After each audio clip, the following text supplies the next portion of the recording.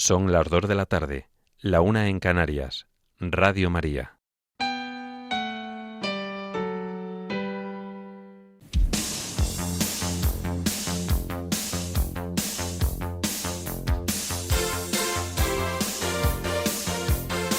Servicios informativos de Radio María.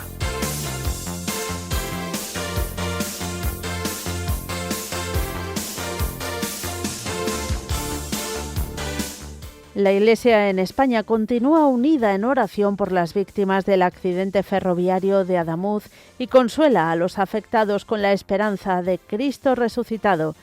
En España, el temporal continúa afectando gravemente a Galicia y otros puntos del país, con vientos de más de 120 km/h y los cauces de río bajo seguimiento. Y Donald Trump envía una armada masiva hacia Irán y amenaza con opciones militares mientras Teherán desafía y busca mediación en Turquía. Estas y otras noticias en el informativo que ahora comenzamos. Buenas tardes.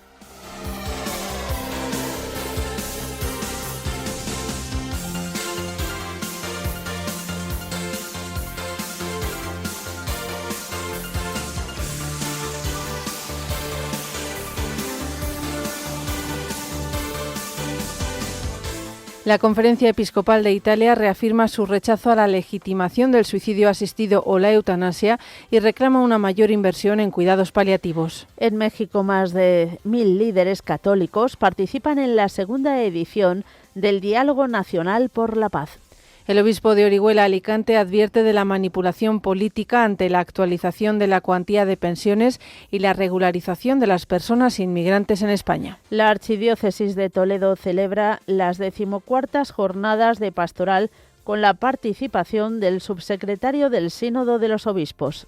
El presidente de Ucrania acepta la tregua energética prometida por Rusia, pero se niega a ceder el Donbass. El presidente de Estados Unidos declara la emergencia nacional por la crisis en Cuba y amenaza con aranceles a países que le suministren petróleo. En España, el Gobierno de Canarias y el Ejecutivo Nacional acuerdan crear grupos de trabajo para poder asumir el traslado de menores tutelados. La inflación se modera en nuestro país 5 décimas en enero hasta alcanzar el 2,4% por la energía. Y en deportes, el tenista Carlos Alcaraz luchará por su primer título y el Grand Slam en Australia.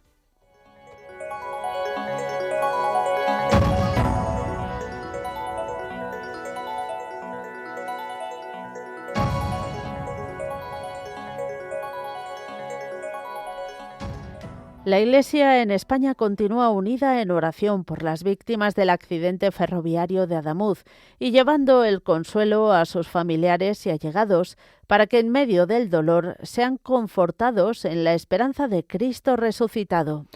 Ayer el Palacio de Deportes Carolina Marín de Huelva acogió la misa de funeral por las 45 personas fallecidas. El obispo de Huelva, Monseñor Santiago Gómez, presidió esta Eucaristía que concelebraron el presidente de la Conferencia Episcopal Española, Monseñor Luis Argüello, arzobispo de Valladolid, el obispo de Córdoba, Monseñor Jesús Fernández, y el obispo emérito de Huelva, Monseñor José Vilaplana. También concelebró, entre otros sacerdotes, el párroco de Adamuz, el padre Rafael Prados. Al funeral acudieron más de 4.300 personas, entre ellas 336 familiares de los fallecidos. También contó con la participación de los reyes de España, don Felipe VI y doña Leticia, junto a varias autoridades políticas. Al comenzar la celebración, Monseñor Luis Argüello trasladó a los familiares de las víctimas las palabras de cercanía, consuelo y esperanza del Papa León XIV. Con las palabras del Santo Padre, el presidente de la Conferencia Episcopal Española quiso hablar también en nombre de toda la Iglesia en España, que quiere, en esta ocasión, mirar a Jesús el Nazareno y entrar con él en su misterio de muerte y resurrección. Además, el prelado invitó a los familiares de las víctimas a ponerse bajo el manto de la Virgen de la Cinta, patrona de Huelva. Durante su homilía, el obispo de Huelva señaló que la sociedad tiene un compromiso con estas familias. Monseñor Santiago Gómez afirmó que es necesario esclarecer la verdad de lo ocurrido y actuar con justicia, para que su sacrificio no sea olvidado y para que, en la medida de lo posible, se eviten tragedias semejantes en el futuro. El prelado añadió que las personas que han muerto en el accidente no se han perdido. Por eso creemos que las personas por las que hoy oramos no se han perdido, atrapadas en el sinsentido de una muerte inesperada. Sus vidas, sus nombres y sus historias están ahora y para siempre en las manos del Dios de la vida, que se nos ha dado a conocer en la muerte y resurrección de Jesucristo nuestro Señor. Al final de la Eucaristía, los familiares de las víctimas manifestaron su compromiso de luchar desde la serenidad por saber la verdad del siniestro. Así lo expresó Liliana Sáenz, hija de Natividad de la Torre, una de las onubenses fallecidas en el tren Albia, que tomó la palabra acompañada de su hermano Fidel en el nombre de las familias de todas las víctimas. Sáenz inició su intervención reivindicando que esta misa era el único funeral que cabía en esta despedida, pues la única presidencia que quieren a su lado es la de Dios, que ayer se hizo presente en el pan y el vino bajo la mirada de su madre en su advocación de la Virgen de la Cinta. La portavoz de los familiares subrayó que Huelva es una tierra mariana y que Andalucía es un pueblo creyente y que es, abrazando su cruz, donde encuentra mayor consuelo. A su vez, dio las gracias a los que han acompañado. Sáenz también expresó su agradecimiento al pueblo de Adamuz, ese pequeño rincón, dijo, que nunca olvidarán y al que se sentirán unidos para siempre. La portavoz de los familiares recordó que las 45 personas que perdieron su vida en los trenes el domingo 18 de enero no eran solo una cifra. Eran vagones llenos de virtudes y defectos, eran vagones llenos de triunfos y derrotas, eran vagones llenos de anhelos y silencios, eran vagones llenos de esperanza. Porque ellos no solo son los 45 del tren, ellos eran nuestros padres, madres, hermanos, hijos o nietos. Ellos no solo son los 45 del tren, ellos eran la alegría de nuestros despertares y el refugio de nuestras penas. Ellos no solo son los 45 del tren, ellos eran la ilusión de buscar un futuro mejor, la alegría de disfrutar momentos en familia o el deseo de volver con sus seres queridos. Ellos eran esto que ya nunca serán. Asimismo, mostró su confianza en que sabrán la verdad e indicó que lucharán para que nunca haya otro tren, pero que lo harán desde la serenidad, el alivio y la paz de saber que ahora duermen en los brazos de la Virgen de la Cinta. Liliana Sáenz concluyó su mensaje con una oración a la Virgen María en varias de sus advocaciones, como la de la Cinta, la Almudena y el Rocío. Virgen del Rocío, la que alumbra mis desvelos, la que siempre me acompaña cuando me rompo por dentro. Abraza sus corazones y llévales un suspiro con una canción de amor por los años compartidos. Diles que tenemos paz y que seremos valientes, que el odio no nacerá en la rabia que nos crece, que volverán las sonrisas y seguiremos viviendo. Y este amor no morirá, vivirá de sus recuerdos.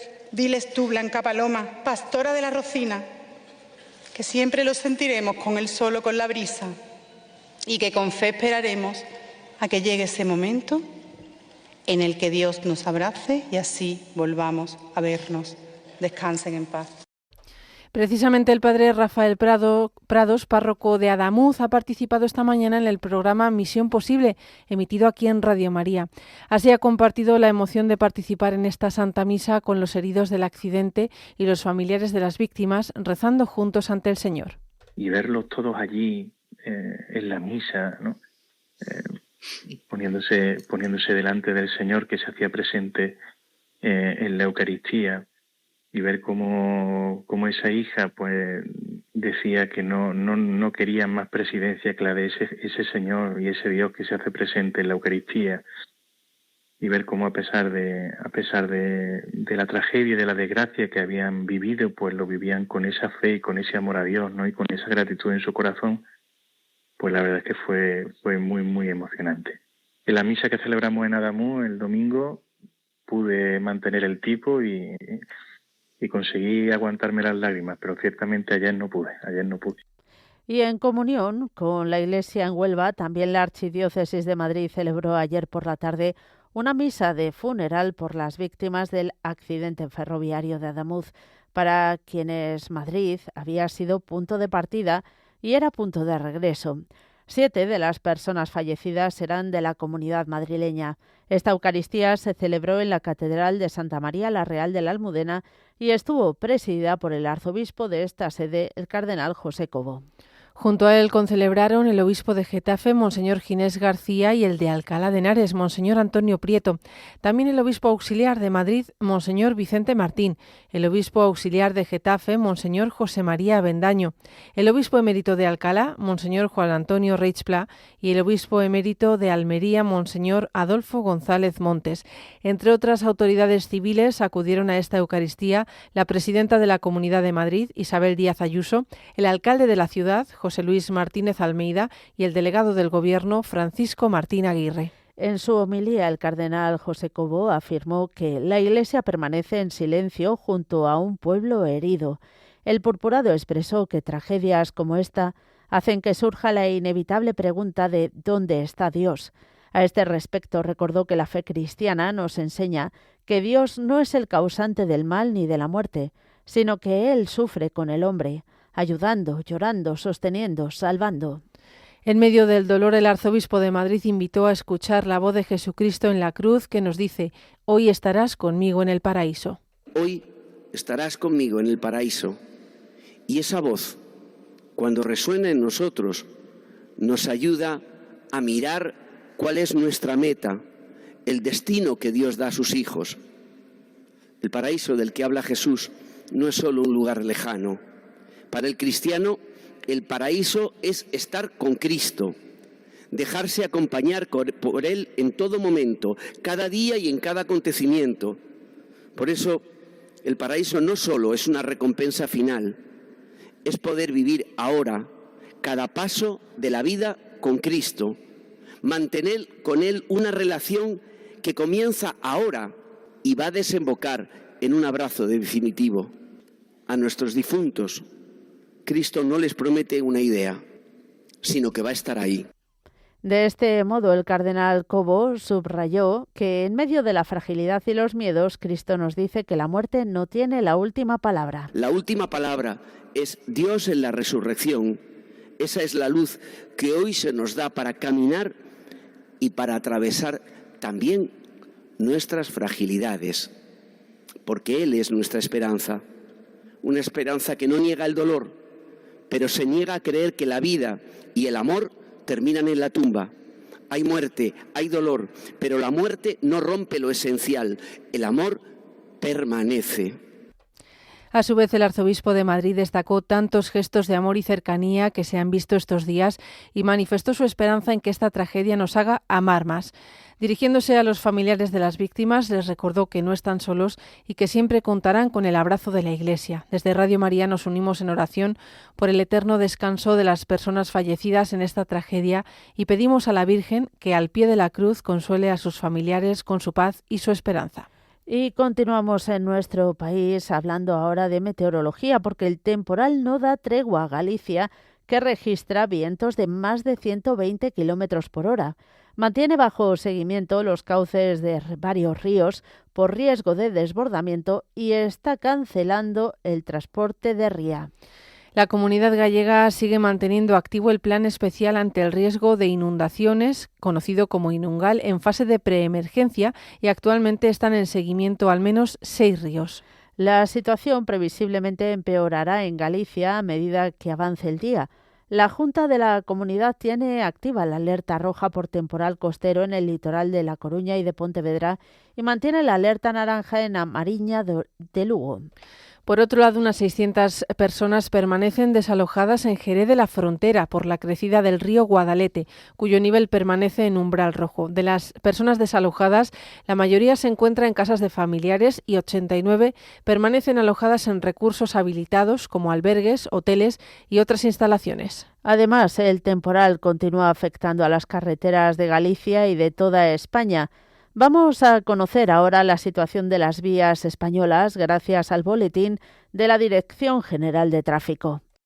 Muy Muy buenas tardes. Actualizamos la información del tráfico. La lluvia provoca el corte de 32 vías secundarias, con Andalucía siendo la comunidad más afectada. Además, hay 30 carreteras con nieve. 2 de la red principal se encuentran transitables con precaución. En León, la A6 en Manzanal, y también en esta provincia y en Asturias, la AP66 en el entorno de Lena. Les pedimos que se informen del estado del tiempo y de las carreteras antes de circular. Varios accidentes están complicando la circulación. En Madrid, de salida por la 42 a su paso por Casarrubuelos, con hasta 4 kilómetros de retenciones. También en Barcelona, en la C25 en Vic, sentido Manresa, y uno más en Valencia, en la 7 en Picas, en dirección Castellón, donde encontrarán más de 7 kilómetros de retenciones. Tráfico intenso en las salidas de Madrid, ya por la A3 en Rivas, la A4 en Pinto, A42 Fuenlabrada y en la A5 en Arroyo Molinos. Y también encontrarán densa en Sevilla la salida por la 49 en Tomares, y la entrada a Barcelona en la A2 en San Joan de Espí. Sigue cortada en Barcelona la AP7 en Martorell y dirección Tarragona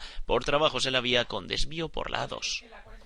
Además, la Dirección General de Tráfico recuerda a los conductores que en estas circunstancias se recomienda dejar libre el carril izquierdo para que pasen vehículos de conservación de carreteras y quitanieves, prestar atención a los paneles, extremar la precaución y contar con el equipamiento adecuado. Desde Radio María recomendamos extremar la precaución en todo tipo de situaciones adversas y al volante.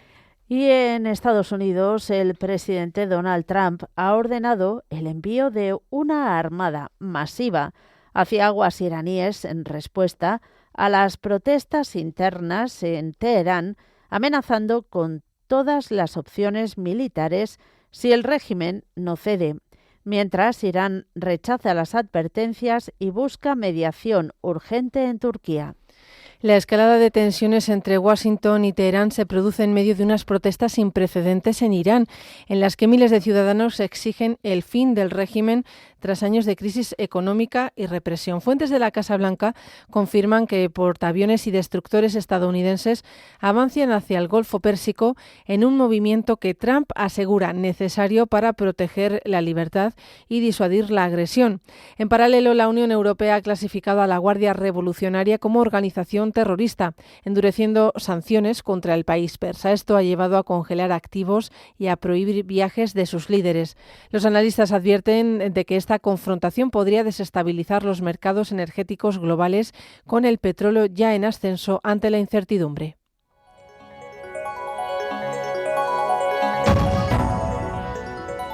Noticias de la Iglesia en el mundo.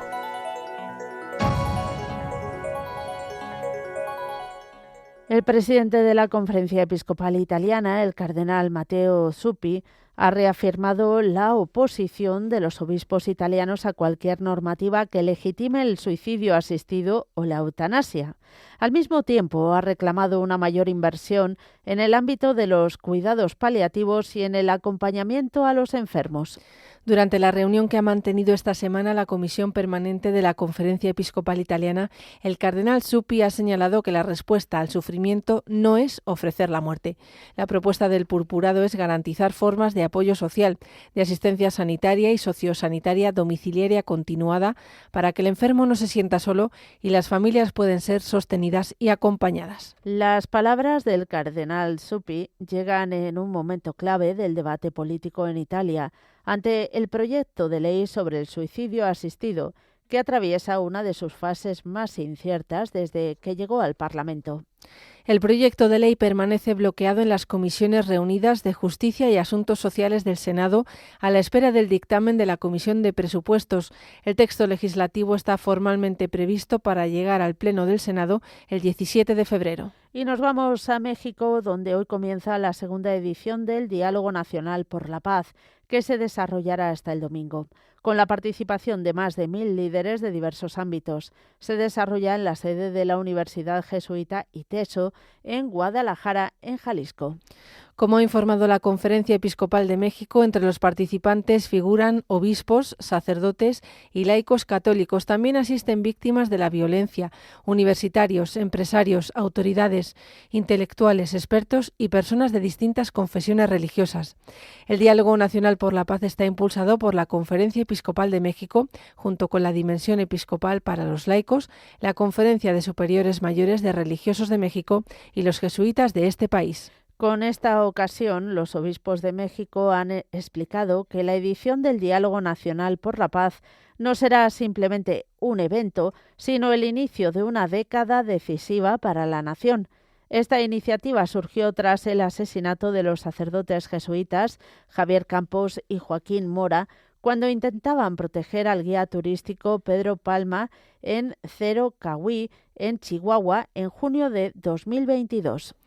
Esto, añaden los prelados, sumado a cientos de miles de asesinatos y desaparecidos en el país, detonó el movimiento de escucha considerado el más grande en la historia reciente de México. Más de 1.000 foros en todo el territorio nacional que documentaron más de 20.000 voces de víctimas, comunidades indígenas, jóvenes, empresarios, académicos, iglesias y organizaciones civiles.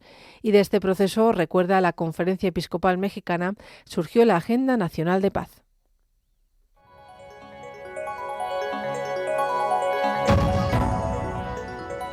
Noticias de la Iglesia en España.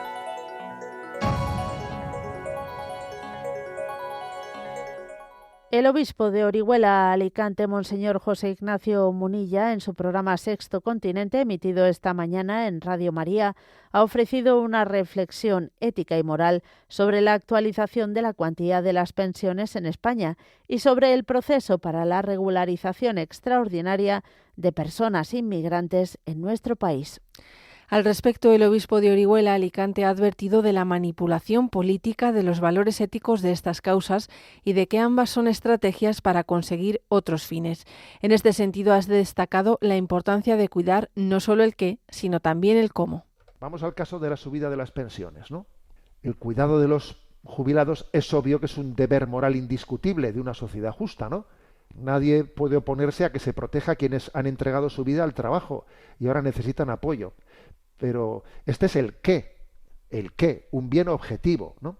Vale, pero si ese bien se introduce dentro de un paquete legislativo diseñado estratégicamente para forzar la aprobación de otros puntos que nada tienen que ver con esto, se está haciendo algo éticamente muy grave. Es utilizar a los pensionistas como rehenes parlamentarios. Ya no se está buscando un bien por sí mismo, se está utilizando su causa para obtener otro resultado político, ¿no? Y esto moralmente pues desnaturaliza el acto, ¿no? El bien queda contaminado por la intención instrumental.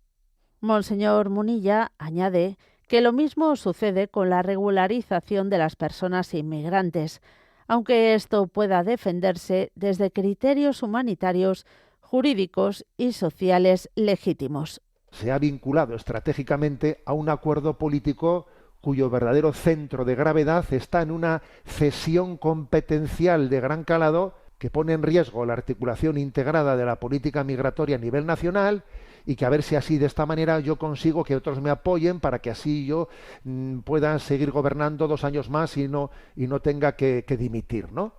A ver, en este caso los inmigrantes dejan de ser sujetos de derecho para convertirse en ficha de negociación.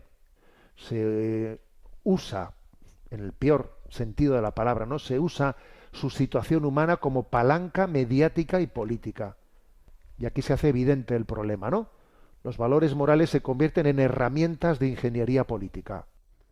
A su vez, el obispo de Orihuela, Alicante, ha hecho alusión a las declaraciones del presidente de la Conferencia Episcopal Española, Monseñor Luis Argüello, que, tras anunciarse la regularización de los inmigrantes, explicaba qué ha motivado este proceso sin obviar el contexto político en el que se enmarca.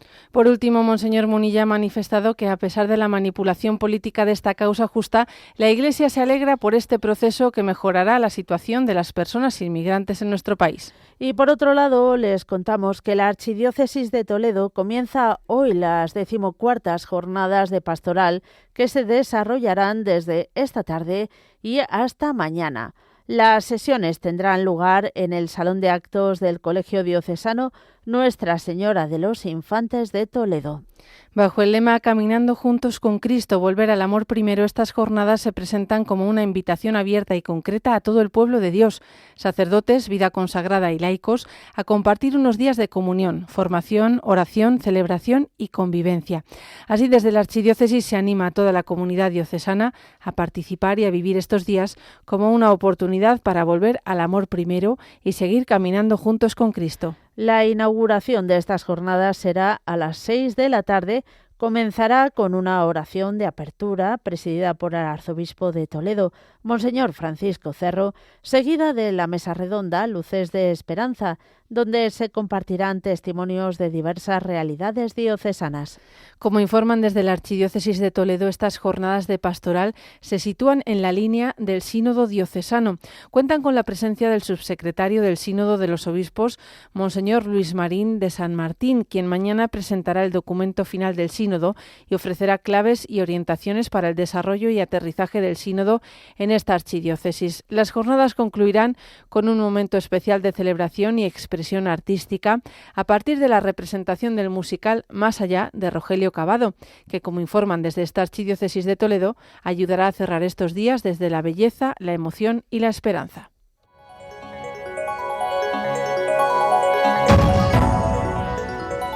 Información internacional.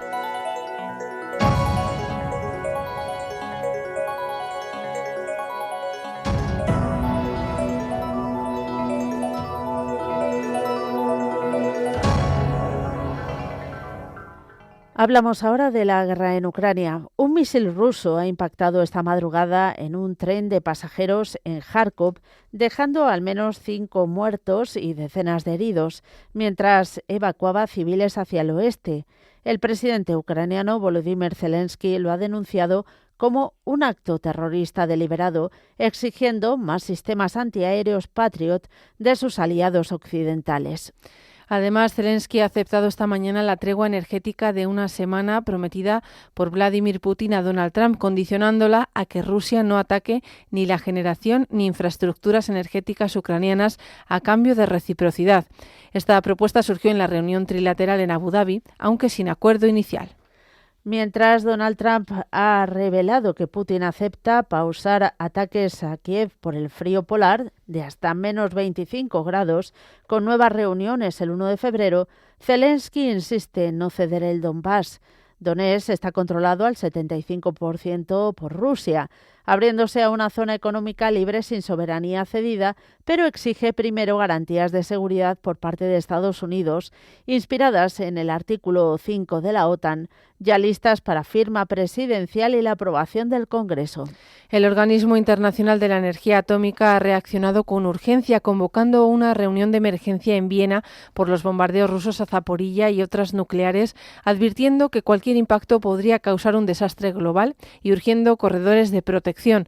Los expertos ven una ventana para la paz en estas novedades diplomáticas, aunque advierten que Moscú podría reagruparse en el frente oriental y persisten desacuerdos territoriales. El presidente de Estados Unidos, Donald Trump, ha declarado una emergencia nacional por la situación insostenible en Cuba, donde protestas masivas y escasez extrema amenazan con un colapso total. En respuesta, Washington impondrá aranceles del 100% a cualquier nación que venda petróleo a La Habana, endureciendo la presión sobre el régimen cubano. La medida, anunciada desde Mar-a-Lago, busca, según dice, proteger la democracia hemisférica ante las manifestaciones que exigen libertades y fin al embargo interno, agravadas por los cortes eléctricos y el hambre. Así, Trump ha afirmado que Cuba es un polvorín y no permitirá que aliados como Venezuela o México alienten la dictadura con petróleo. El Departamento de Estado ha explicado que los aranceles se aplicarán inmediatamente a exportadores, con excepciones solo para ayuda humanitaria verificada. Por el contrario, voces opositoras a la medida señalan que se trata de una estrategia para aislar a Cuba, similar a acciones contra Venezuela en medio de tensiones regionales crecientes. Y nos trasladamos a Venezuela. El Gobierno ha anunciado la apertura total del sector del petróleo a empresas privadas internacionales, permitiendo inversiones directas en la empresa estatal venezolana Petróleos de Venezuela, S.A., tras el levantamiento parcial de sanciones por parte de Estados Unidos. La medida busca reactivar la producción colapsada y atraer miles de millones en capital extranjero. Fuentes oficiales indican que Chevron y otras firmas ya negocian contratos con producción proyectada a subir de 800.000 a 1,5 millones de barriles diarios en un año. El alivio de sanciones negociado en Doha con la mediación de Trump elimina las restricciones a exportaciones a Estados Unidos a cambio de avances democráticos. Los economistas, por su parte, advierten de posibles riesgos de corrupción, pero celebran el impulso a la economía venezolana, que se encuentra en crisis.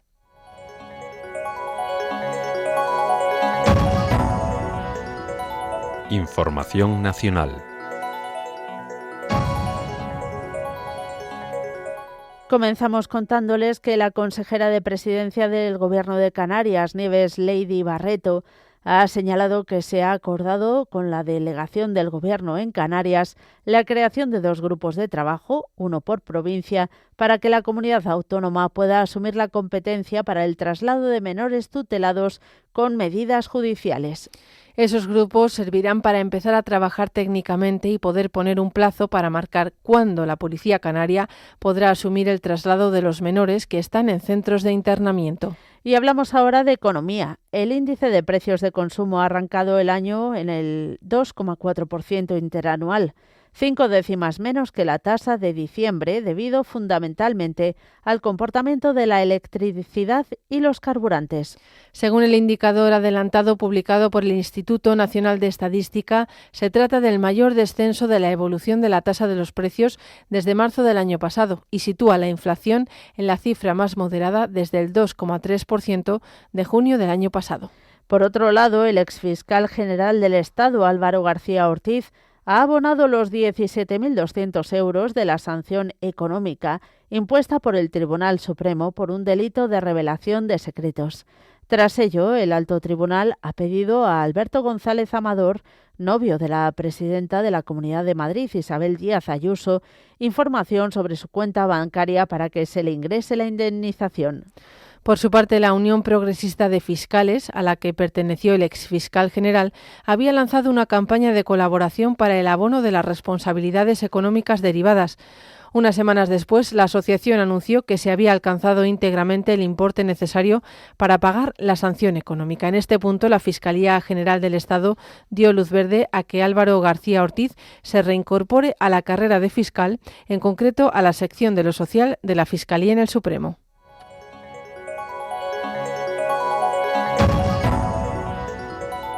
Información deportiva.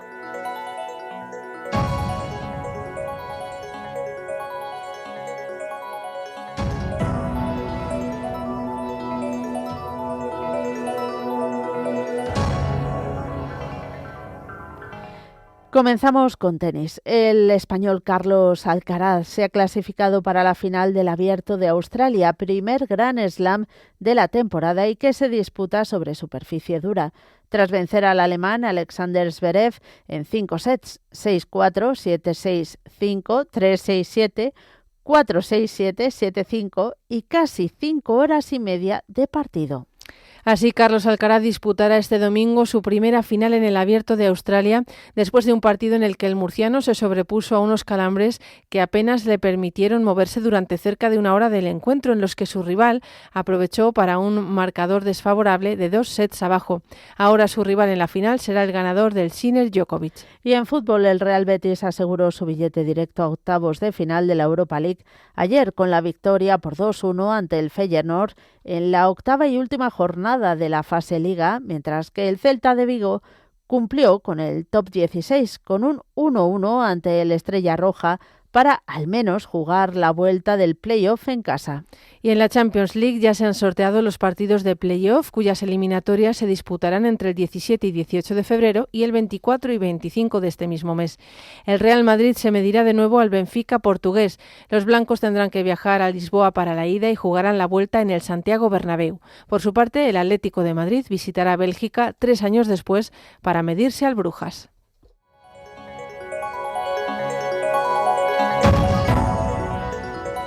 Noticias autonómicas.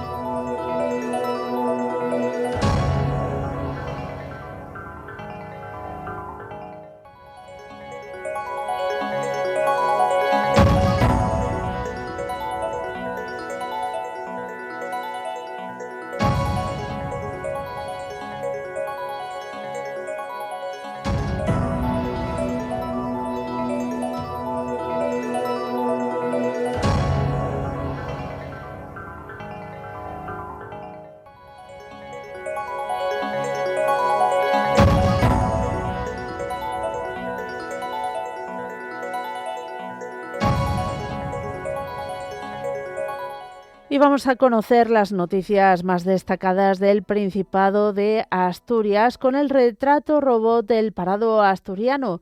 Mujer con estudios secundarios que trabajó en el sector servicios y que sorprende por su edad. Nos lo cuenta nuestro compañero José María García. Muy buenas tardes.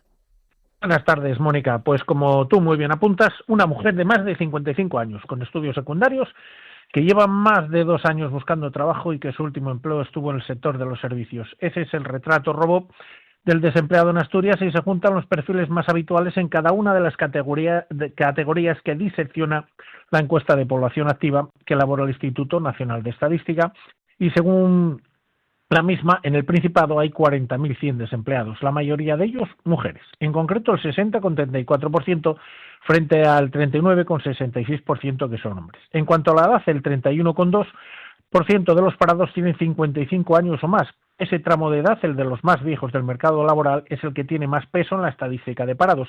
Según los resultados de la encuesta, el 3,2% de los parados asturianos no tiene estudios primarios completados, el 4,5% tiene educación primaria, el 51,1% tiene educación secundaria y el 37,2% educación superior. Es decir, casi 4 de cada 10 desempleados tiene titulación universitaria. Y seguimos, la Seguridad Social tramitó en Asturias un total de 7.332 prestaciones por nacimiento y cuidado del menor a lo largo de 2025, con un gasto de 56,22 millones de euros, según la estadística difundida este viernes por el Ministerio de Inclusión, Seguridad Social y Migraciones. Estas ayudas, conocidas popularmente como permisos de maternidad y paternidad, forman parte del sistema de protección a las familias y cubren el periodo de descanso tras el nacimiento o la adopción, guarda o acogimiento. En otro escenario, el prestigioso Observatorio de la Cultura de la Fundación Contemporánea incluye por primera vez al Niemeyer entre los 10 centros culturales imprescindibles de España. Además, en su ranking nacional global destaca de nuevo FETEN, la Feria Internacional de Artes Escénicas para Niños de Gijón. Ocupa el puesto 47 de algo más de un centenar. El Niemeyer, que está situado en Áviles, celebra su inclusión por primera vez en la lista de los centros culturales imprescindibles de España. El centro ocupa el 10º lugar en un ranking que abre CaixaForum. Las votaciones las realizan un amplio panel de profesionales especializados, más de 440 de los distintos sectores creativos. Por otra parte, aunque el grueso de los coches dedicados al transporte y la logística utilizan gasóleo, singularmente los camiones de gran tonelaje, y que el parque móvil en la comunidad está envejecido y también depende en su mayoría de este tipo de carburante, el avance de la gasolina de 95 octanos es imparable. En el periodo computado entre enero y noviembre y según las cifras de la Corporación de Reservas Estratégicas de Productos Petrolíferos, el consumo de gasolina en Asturias superó las 105.000 toneladas, una cifra nunca vista en toda la serie histórica disponible, que arranca en el año 1997, equivale a un crecimiento interanual del 5,4%, casi 4 veces superior al del gasóleo con 1,5%. Y los asturianos dejan sin declarar 167 de cada 1.000 euros que ingresan. Cuéntanos. Pues esto quiere decir que Asturias fue la comunidad con mayor nivel de cumplimiento fiscal de España en 2003 a 2022, al inicio de la serie histórica, y se mantiene entre las regiones con menor brecha fiscal en el IRPF, según el estudio Estimación de la brecha fiscal entre este periodo, elaborado por la Fundación de Estudios de Economía Aplicada y publicado esta semana. Un informe en el que se analiza la diferencia entre la renta real de los hogares españoles y la renta efectivamente declarada en el IRPF en todas las comunidades durante 2 décadas, atendiendo al último año analizado. Con datos disponibles, en 2022 en Asturias se dejaron de recaudar en torno a 1.025 millones de euros, lo que equivale al 3,84% del PIB regional de este año. Del total de la renta se declararon el 83,31% de las ganancias, es decir, que se dejaron sin declarar 166,9 euros de cada 1.000 que se ingresaron. En breve, Asturias se sitúa en la zona media del mapa salarial español, según el monitor ADECO de Salarios 2025, que analiza la evolución de las retribuciones en todas las comunidades autónomas. El salario medio en el Principado alcanza los 1.943 euros mensuales brutos en 12 pagas, una cifra que queda por debajo de la media nacional situada en 1.988 euros y lejos de las comunidades con sueldos más elevados como Madrid con 2.367 euros o el País Vasco con 2.244 euros. Y por último, Ibasa, la empresa pública encargada del servicio de inspección técnica de vehículos en Asturias, cerró 2025 con 600.000 vehículos evaluados, lo que supone un aumento de 50.000 revisiones respecto al año anterior. Y esto ha sido todo desde Oviedo, capital del Principado de Asturias, paraíso natural. Buenas tardes. Muchas gracias, José María, y hasta la semana que viene.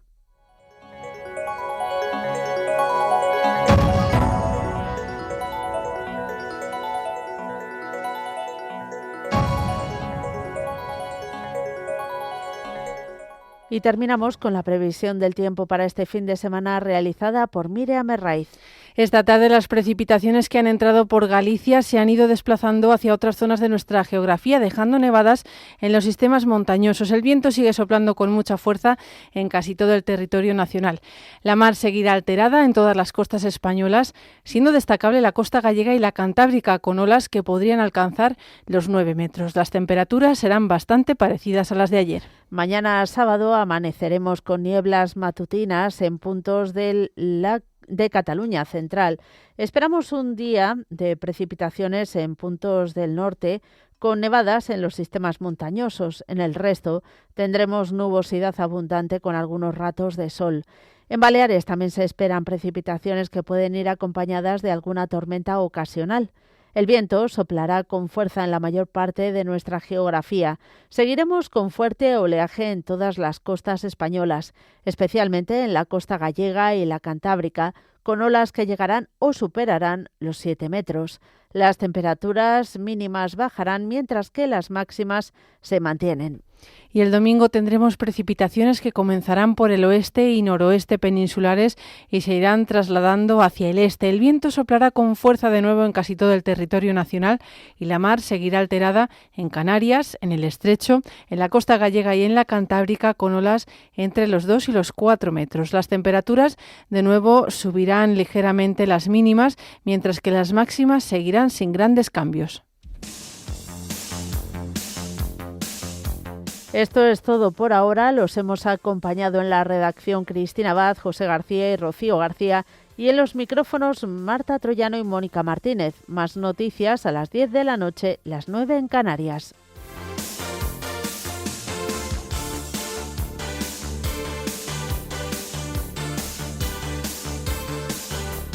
Informativos de Radio María.